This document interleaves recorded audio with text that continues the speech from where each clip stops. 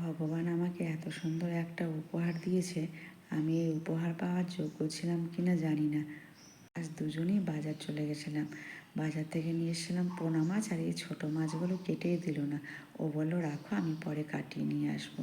তো আমি কাটতে বসে পড়লাম। কেটে ধুয়ে সব সবজিগুলো কেটে ওকে দিয়ে দিলাম। আজকে রান্নাটা ওই করবে। মাছটাও ওই ভাজা বসিয়ে দিল। 4 দিন পর সুন্দরবন থেকে বাড়ি আসলো। সুন্দরবনে ডিউটিতে গেছিলো। সারা রাত্রি জাগা ছিল, পাও ওর ফুলে গেছে। এসে দেখে বাড়িতে আমার শরীরটা ভালো নাই। আসলে কদিন কাজের বউটা ছুটিতে ছিল, আমাকে সব কাজ করতে হয়েছে। আর কালকে আমি রান্নাও করিনি। ওই যে পুজো সেরে ঠাকুরঘর থেকে বেরিয়ে এসে টিভির সামনে খবর শুনছিলাম, ওই বসেই থাকলাম।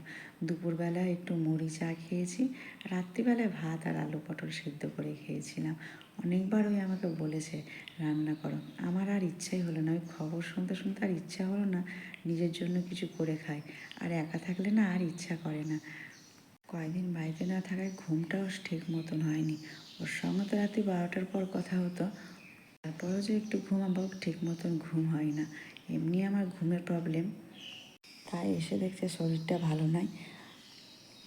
তাই ওই বলছে রান্নাটা আমি করি, তুমি পূজাটা সেরে নাও। ওইও সকালবেলায় স্নান পুজো করলো ওর মতন দিয়ে। আমার তো আজ বৃহস্পতিবার, পুজো সময় লাগবে। বলছে রান্না আমিই করে দিচ্ছি, তোমার তো শরীরটা ভালো না। সত্যি ওই আমাকে এত প্যাম্পার করে, খুব ভালো লাগে। কোনো জন্মে পুণ্য করেছিলাম বলে ভগবান আমাকে এত সুন্দর একটা প্রতিদীপ উপহার দিয়েছে। ও বলবে তোমাকে তো আমাকে দেখে রাখতেই হবে, তোমাকে তো আমি ছোটোতে নিয়ে এসেছি না। সবসময় এই কথাটা বলে, কথাটা শুনতে বেশ লাগে। আর রান্নাটা ওই বরাবরই ভালোই করে। যারা ওর রান্না খেয়েছে তারাও জানে খুব সুন্দর রান্না করে। সব সবজিগুলো কত সুন্দর ছাকা তেলে লাল লাল করে ভেজে উঠিয়েছে।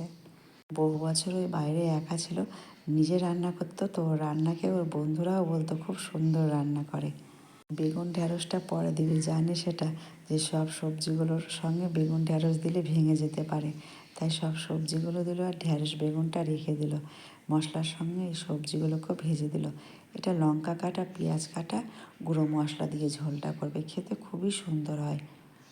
ওই সবজিগুলো কাটার পরে ঢ্যাঁড়স আর বেগুনটা দিয়ে কিছুক্ষণ ভাজা করে নেবে। আমি ওকে বলছি তোমার নামও যেমন, তুমি কামেও তেমন। ওর নাম উত্তম। আমি যে তুমি যেমন নাম তেমন তোমার কাজ। ওই যে ঢ্যাঁড়স দিল, বেগুনটা আবার রেখে দিল। বলছি বেগুনটা তাও ভাঙবে না? না, বেগুন ভেঙে যেতে পারে। তো সময় ধরে যে রান্নাটা ওই করেছে, এতে কিন্তু খুব সুন্দর হয়েছিল। আর আমাদের ভিডিওগুলো যদি তোমাদের ভালো লাগে, লাইক কমেন্ট ফলো করবে, পারলে শেয়ার করে দিবে। তোমরা সকলে ভালো থাকবে। তরকারির মধ্যে মাছগুলো দিয়ে কিছুক্ষণ ফুটিয়ে নামানোর সময় ধনেপাতা দিয়ে নামিয়ে দেবো। খেতে সত্যিই খুব সুন্দর হয়েছিল। মাছের ঝোলটা নামিয়ে রেখে বিটা আমি কিছুক্ষণ পর খাওয়ার সময় ভাজা ভাজা করেছিলাম, খুব সুন্দর হয়েছিল। এই সবজিটা তোমরা কারা কারা খেয়েছো একটু বলবে তো। সবজিটা একটু তেতো তেতো লাগে, কিন্তু খেতে ভালোই লাগে। খাবার গুছিয়ে খেতে বসে পড়লাম। আজকের মতন ভিডিওটা এখানেই শেষ করলাম। তোমরা সকলে ভালো থাকবে। বাই।